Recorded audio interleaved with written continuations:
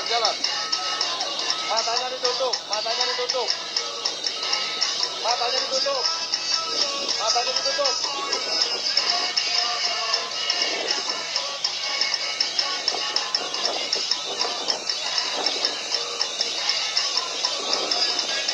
Tutup, matanya tutup, tutup. Jalan, jalan, kami jalan, kami jalan. Kami jalan.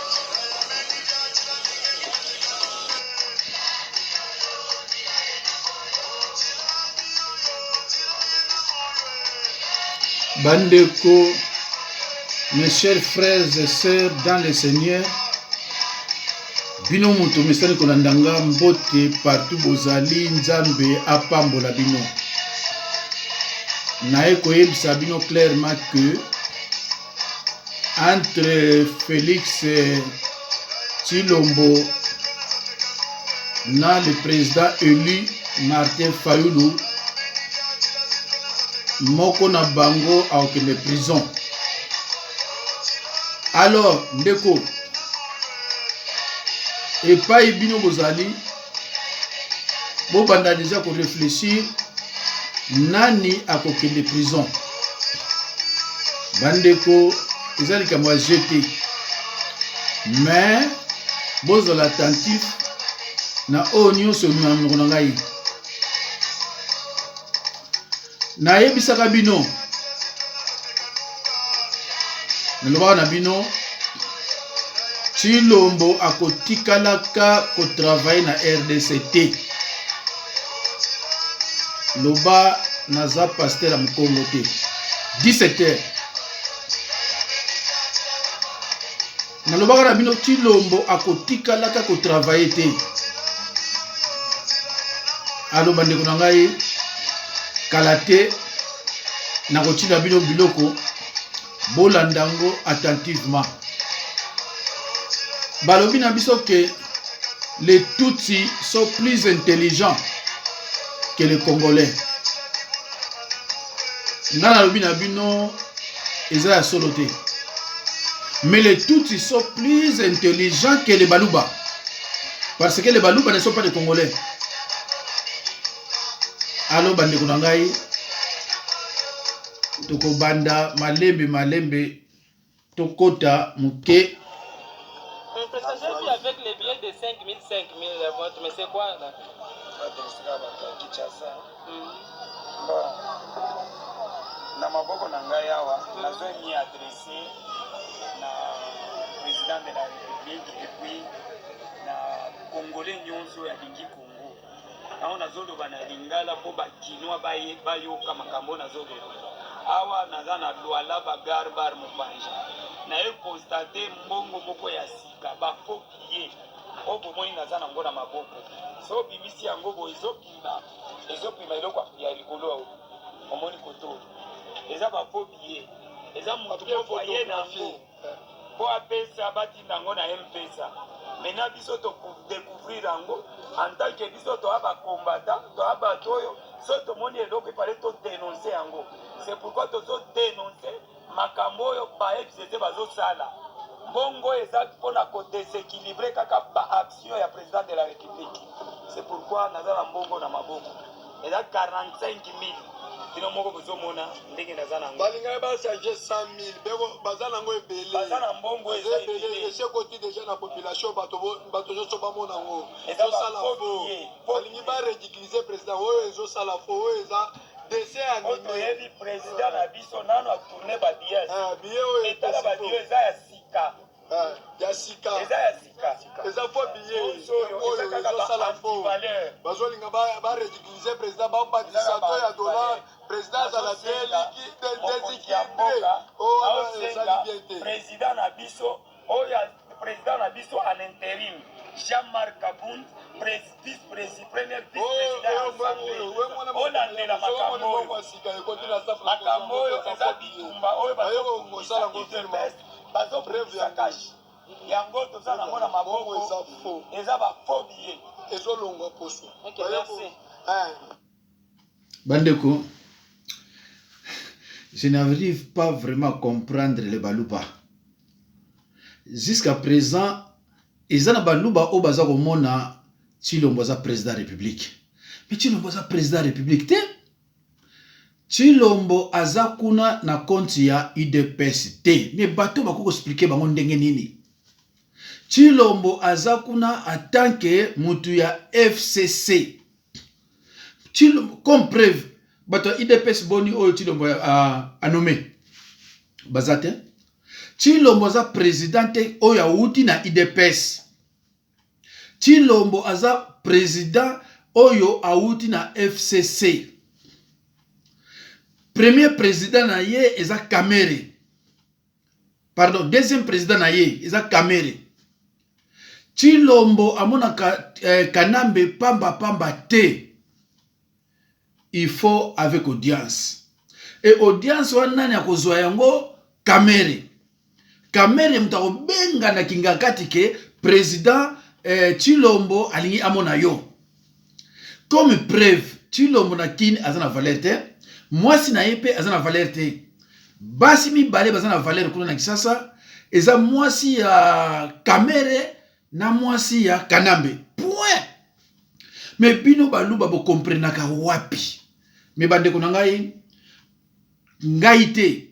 Mais nani Kanambe aza akomema bango tina suka. Parce que Kanambe kanda zana yango tangu ya zwaka pouvoir. Baluba mutu balubaka ke aza burik, aza mayele te, atanga te. Sikoyo Rwandais azaka rancunier. Eloko wana etikala na mutu. Mais bandeko ezana mukolo baluba bakoki ma Facebook. Baluba oyo bazana na ba WhatsApp nanga bako bloquer nga bamo bakokima. Chilombo soki alingi azara esclave. Peuple congolais amonaka na ye pasi. Bako memaye asala 5 ans na ye. Soki alingi peuple congolais amonaka na ye pasi andima oyo Kabila bako tika ye avandaka na ye po bango kutu siko bazako yiba koleka tango Kabila azaki président. Yango no moni batie ye balobi kende pa ibona mboka boye loba babani wa mulenge baza ba congolais.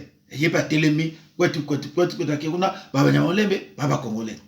Maintenant baluba baza ko transformer ngo ndenge mosusu o aza sage ate nzambe obi na so comprendre te na banda ko zo baluba na kama valeur mais sikoyo vraiment ça ma mingi. Ti Chilombo ko yako kufa brusquement na ibite so wana loba nini. Chilombo aza wana ayibi mbongo ebele. Kabila lobi maintenant nana mona moluba ya muyibi boite. Nana mona mutaza muyibi neti Chilombo te.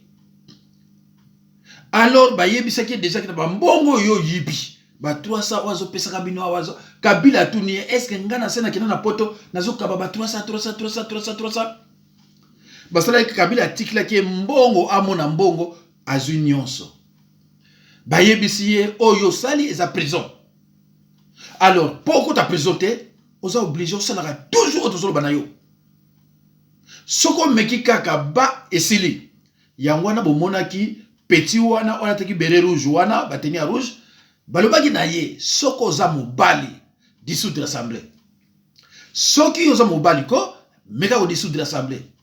Na landi moluba moko azoloba, ah, Chilombo, na banza ko dissoudre l'assemblée, lelo, tout ça. Nabi mais dis donc, comment Moulouba vraiment vous a dynamique pour y comprendre que rien. Donc pour le Balouba, baza sûr que Kabila nani Chilombo a dissoudre assemblée. Soki bolingi, soki azamubali, ameka kolongola Kamere comme directeur du cabinet. Le même jour à kolongola Kamere comme directeur du cabinet, ba okangaye. Baokangaye Kabila zo sakanate tu no mamona ka Kabila boite soit outi poto akei po amona Kabila il faut Kamere mutu aibisa Kanambe ke non est-ce que alingo ya pa na yo oyamba ete na mboka na yo moko bande ko ngai na yebite to landana oyo à la transition.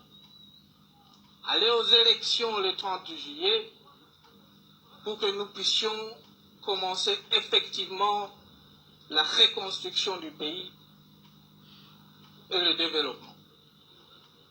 Poto kende ba élection le 30 juillet, dans 2 jours, poto banda ko reconstruire mboka na biso oyo basili ko bebisa yango makasi penda.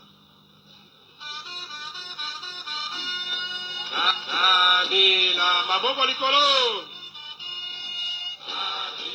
Eh! Nzambe na ngai.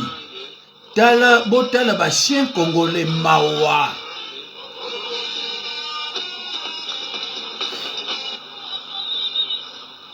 Vous savez qu'il y a eu beaucoup de résistance. Il y a ceux qui n'ont pas voulu à ce que nous puissions organiser les élections. Ce sont les ennemis du peuple. Boyebi ke batu nyonso balingaki élection te. Eza na baye ike kati na ba politicien na biso balingaki te. Peuple ndenge mzee alobaki pouvoir au peuple poto ke l'élection. Bazab solo ba ennemi ya peuple congolais. J'avais reçu en audience un groupe de politiciens au Palais de la Nation. Et à la sortie de l'audience, 2 de ces politiciens sont allés dire « Eh ben, moi, Noyo Kabila, Akambaba élection. » Ok, lelo ezali kaka sanola lelo sanola ebaluki rato ekomi rato.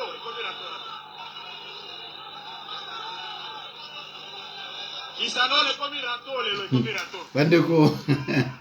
Oui, makambo so ko zotala yango. Bozotala mutu azodirige mboka oyo etondi na bato mayele. Bandeko ezaka mawa. Tozokende ndeko malembe ekopesa bino pasi. C'est-à-dire que na kini mutu azoloba azobanga na ye kutu Tshilombo te, azomona na ye rien. Ndeko eza pasi. Mais toyoka na kotala minute bon toyoka so eloko mosusu. Basalaki lamuka. Tant basali lamuka Kabila créé FCC. Habité FCC yango moko ezala bien te. Pour biso na PPD to mesala ba mosaïque. To sala lelo moko te. On est dans soit PPD na ba mosaïque na ye to mesala ndengwana. Kabila te soit sala FCC pamba bien te. Fona créer bon mosusu na mopanzi. Ne Kabila créé cash. Okola Vital Kamerhe a pire mutu na ye à longue date. Pour Kamerhe la kabiliste, oui bien mot. Vital Kamerhe a kabiliste. Alobi, nous avons commencé à Bruno Chiba la kabiliste, a commencé Félix Tshisekedi Tshilombo kabiliste. Nanga, na Félix, na Vital Kamerhe, na Trifon Kike wa Mulumba Kabila Désir, Bissonyoso la kabiliste. Vous comprenez? Pas. A dit bon, Kabila yé moko mutasala choix ba candidat na yé. Na FCC aponi mwana mboka Ramazani Shadari. Na cash aponi mwana mboka Félix Tshisekedi Tshilombo. Pour Vital Kamerhe pas la candidat. Trifon Kike wa Mulumba pas la candidat. Vient na Trifon zali candidat. Vous voyez que Trifon, Kabila Désir, à partir Kabila Désir, na epsino kala na cash. Botala, bon vérifier. Via na cash. Na tinda na cash. On a biso plan B. Ba moni na noté ba mona plan B za ruya. Jean-Marc Kabunji jonga antique mais plan B za ruya autant que sabino politique malène. Mais so eza Kabila mutapé ça Félix Tshisekedi du pouvoir. C'est que Martin Fayulu a gagné qui na yé mtazwa ki place wana. Martin Fayulu a choisi Kabila te. Ezali likambo ya kokende na une au voter. C'est Martin Fayulu ndem tabimaki président. Avant tout ça la débat ya sénité, tout ça la débat Félix a eu candidat à parti nini. Na regroupement nini. Ya cash. Tout le monde na lamuka yaka. Zala candidat na regroupement politique na biso cash. Oyo eza ba parti sangana na parti la bengi Kabila Désir. Parti prioritaire ya cash. eza Kabila Désir oyo ya Trifon Kinke wa Mulumba. Trifon Kinke na Kabila Désir nde basangisi ba parti autour na ye. Ozo comprendre? Tango tosali Kabila Désir, pe naza membre fondateur ya Kabila Désir. Na obeta masolo onga na yebi. Naza membre fondateur ya Kabila Désir. Ah, bandeko. Oui, bilon musezo pesa tu pasi ya. Siko yo muluba ozo comprendre kakare. Mais bandeko yebi kezo comme ça na. Donc yo muluba ozo comprendre kakate. Mais finalement alobi bien tolongoli chilombo na lamuka. Biso tolongoli chilombo na lamuka. Tozuiye toke na ye na FCC. Cela veut dire que Chilombo aza ni mutu ya IDPS ni mutu ya lamuka, mais akoma na balobi bien tozwa pe Tibal soki Raymond soki nani Tibal ye pe tokina na ye kuna. Mais ndeko pourquoi zotanga kaka koma baluba bolanda tato otanga azolobaka bakombo ebele azotanga majorité baluba. Ah nzambe ndeko na ngai Belge atikala kopesa muluba gestion te na mboka na biso. Avant l'indépendance, Belge a coopéré na muluba te. Ayebaka muluba ndenge muluba ali. Vraiment bazo sakano ti mwana muke, bazuyo kuna baye na yo. Ali batandre au piège aux la moyibi. Peu yibi. Petit osa clair petit ozoloba. A clair. Azoloba azo chama ina monokote. Azoloba bien que bon s'attendre na Chilombo te parce que Chilombo za ebiso. Abina ba kamere na banane basaki ba candidat. Mais tango Chilombo a rassuré bango, ba monike no ba kamere bo bimana bino. Ba tikali Shadari na Chilombo et na Fayulu. Siko Fayulu ti abana ko sala biloko wana. Fayulu azaina yemoko. Seul contre tous. Ti bazoki mawana Chilombo azo ka Fayulu. Azo seka peuple. Baluba bo trahir peuple. Baluba bo zaba ennemi ya peuple congolais. Ndeko nangai nga bande na bano sabino batu basala ba mathématique. 99,99 basala ka arrondi. Faut arrondir. Yom to sala math physique te soko sala moté na yebité. Il faut ko arrondir. Kolobate pour sala baluba plaisir ko baluba nyoso tête. Non, 99%, 99%. Bazana Sima Chilombo. Et nous devons obligatoirement généraliser. Merci. Ok. Quand on fait de manière responsable, l'État congolais n'a pas d'argent. C'est une bêtise politique économique. Et si Mbate, ça l'a désenté. Encore, n'a pas sauté. Tout ça, la série, n'a danger. Ou à $10 à palais, n'a danger. N'a démission, on a sali boum dans la masse, n'a dit qu'il n'a prêtre. Tant on a zone à palais, tout l'a dit mien. Et l'autre, c'est-à-dire, Kabila qui a tiré le monde, qui est à l'État, mais si mon bassot, mouton, banine, n'a pas de rétrocession. La rétrocession, est-ce qu'on se rend compte, avec 97 millions de dollars dans le voyage. 97 millions de dollars dans le voyage, en 8 mois. Donc, moi, Mathieu, ça à peu près 9 millions, 9 millions et quelques pour une bonne cause. Bonne cause, ça rapporte combien à l'État? Bonne cause. Pour se rendre compte que la caisse à l'État n'a rien ajouté. Comme on a député Magambo, 15 000, député 2300. Bien la député Moura, tout le monde s'en fout avant combien, 2300 $. Vous comprenez? La présidence de la République a un pays. Parce que nous, nous sommes en internet, l'argent va salaire et matité. Les soldats vont foutre pour un gros, pour se foutre les soldats et mettre en baraba. Oui, il y a des tendances pour la montée. Pendant avant qu'il ou Kambakota, on a blagué avec l'État. Vous comprenez? Pendant il y a non, la présidence de la République a blagué avec l'argent de l'État. Moi, je suis matoyé, ligne de chef de défense, respecter Makassi. Kabila, c'est l'architecte du Congo moderne. Il a mis en place l'État qui existe. Bandego, naïbité, si vous comprendre comment on a évité. Quand on fait de manière responsable, l'État congolais n'a pas d'argent. Maramo Basali, c'est une bêtise politique économique. Et si Mbaté, ça l'a désenté. Pourquoi nous avons sauté? Tout ça, la série, n'a danger, ou on a dit $, la palais, n'a danger, la démission, on a sali boum dans la masse, on a dit qu'on a prêtre. Quand on a zoné la palais, tout l'a dit mien. Et l'autre, c'est-à-dire, Kabila qui a tiré les mots, on a qu'est-ce à l'État, mais si mot, saute mouton, banine, n'a pas de rétrocession. Boum, est-ce qu'on se rend compte, avec 97 millions de dollars dans le voyage. 97 millions de dollars dans le voyage, en 8 mois. Donc, moi, Mathieu, ça allait à peu près 9 millions, 9 millions et quelques pour une bonne cause. Bonne cause, ça rapporte combien à l'État? Bonne cause. Pour se rendre compte que la caisse à l'État n'a rien ajouté. Comme on a député Magambo, 15 000, député 2300. Bien député Moro, tout le monde s'en fout avant combien, $2300. Vous comprenez? La présidence de la République va un pays. Parce qu'on peut nous sauter, on va sur Internet, on a salaire ématique. Les soldats vont foutre en gros pour se foutre les soldats et mettre en barabara. Oui, il y a beaucoup de tendances dans la montée. Pendant avant qu'il ou Kambakota, on a blagué avec l'État. Vous comprenez? Pendant qu'il y a blagué avec l'État. Non, la présidence de la République a blagué avec l'argent de l'État. Moi, je suis matoyé, ligne de chaîne de défense, respectez Makassi. Kabila, c'est l'architecte du Congo moderne. C'est lui qui a mis en place l'État qui existe. Bandikuzama. Na bandi siko bino bo comprendre nani aoke na prison. Bo comprendre siko bandiko nani ango akokende na prison.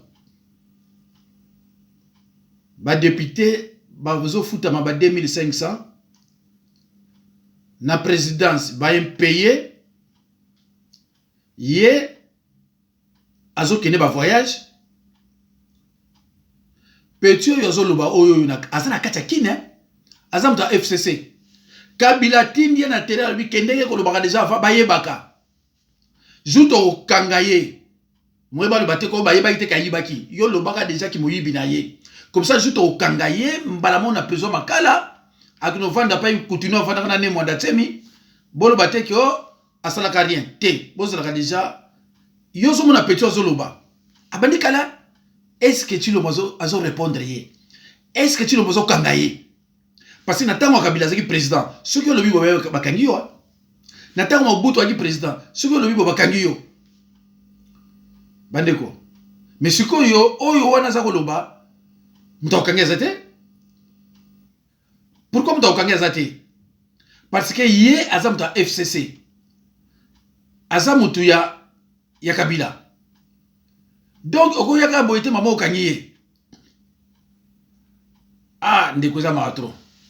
il y a une forme de corruption. Par exemple, quand on reçoit au Congo des rétro-commissions d'une affaire, sous d'autres cieux, c'est illégal. Mais au Congo, c'est légal.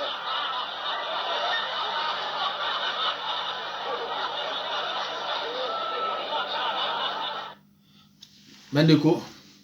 Il paraît que affaire 15 millions nani asogoli maboko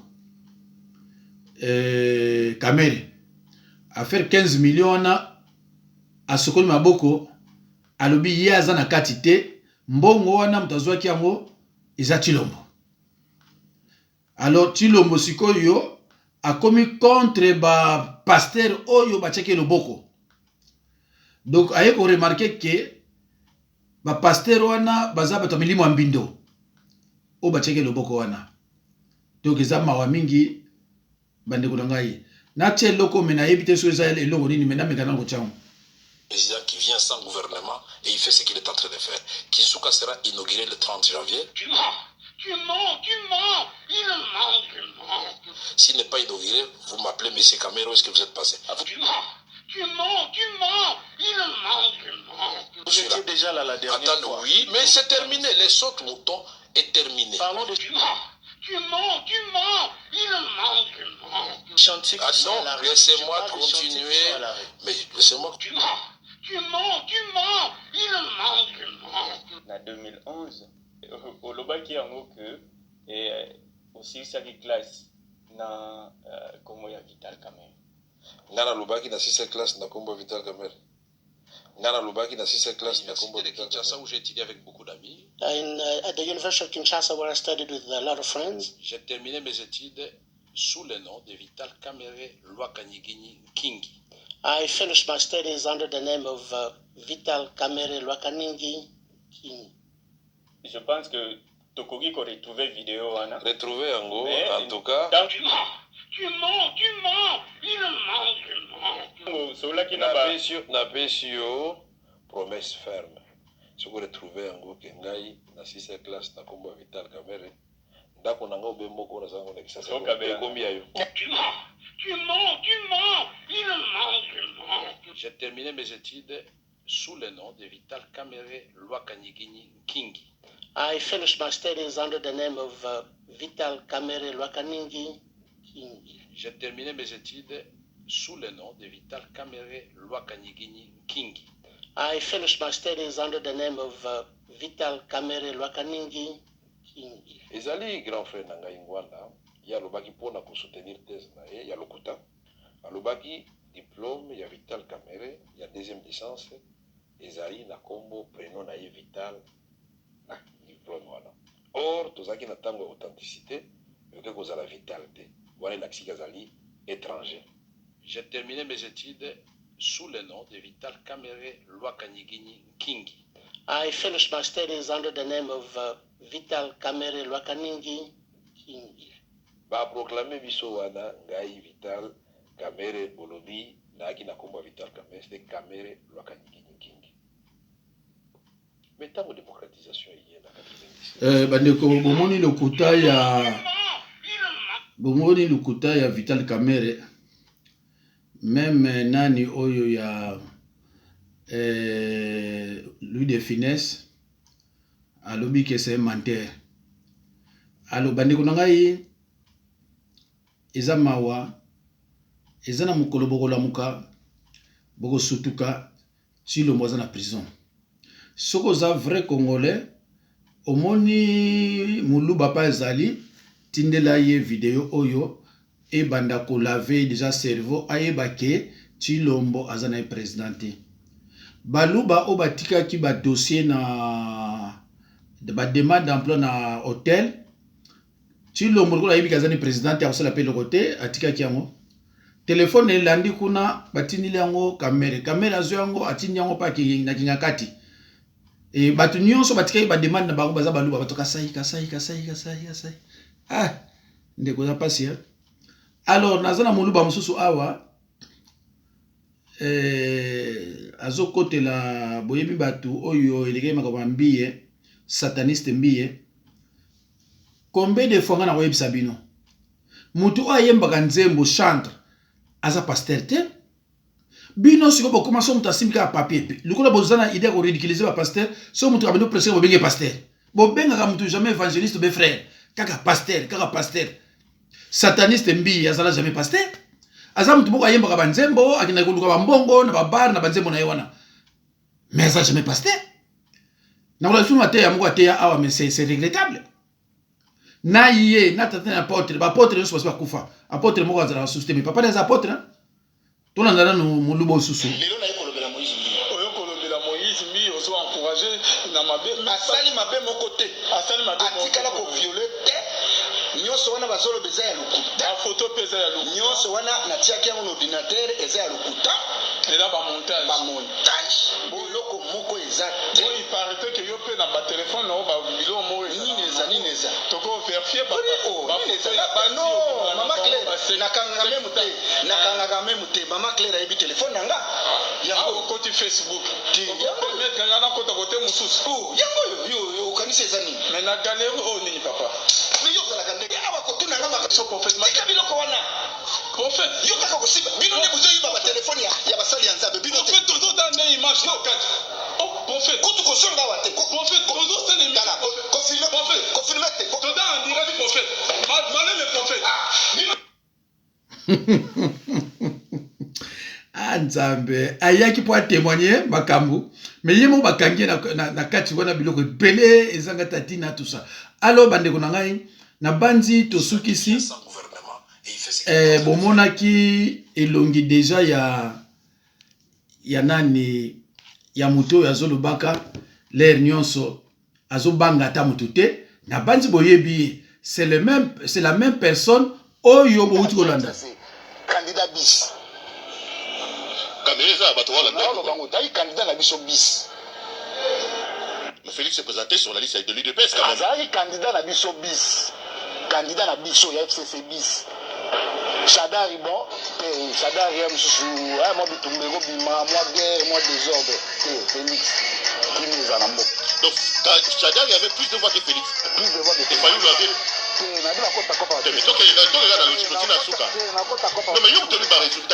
alors bandeko na banzi ngai lelo na yaki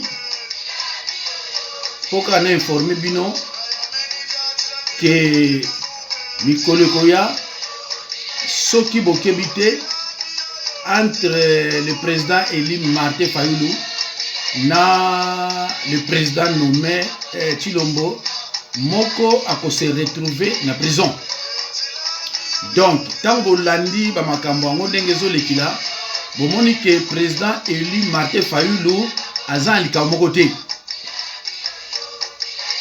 moyibi munene président ya baluba Chilombo Félix soki prison yemta ko se retrouver kuna. Alors bande ko ngai si les baluba ne comprennent pas, mais ils comprendront un jour. Ils vont comprendre comme susu. Il y a le baka malheur à ceux qui comprennent les choses toujours en retard. Mais tant que vous avez dit que ma compréhension est, ils ont qui montent ma bé. Parce que muluba azana motema ya bolingo te bolingo na mawa muluba na motema na azana mote tango biso ba kongo to baka mboa c'est-à-dire vrai mboa sokoza habitué kolia nini mutu ya mboa italio mes chers frères et sœurs nazali kamso au bate pourvu que boyoki nzembo pe solo obino lingaka yango na bozoko yoka donc Chilombo tango okende na prison bozala gentil ya kotindela ye kamwa ba kuna moya ko vivre chakuli banga lizwe ndeke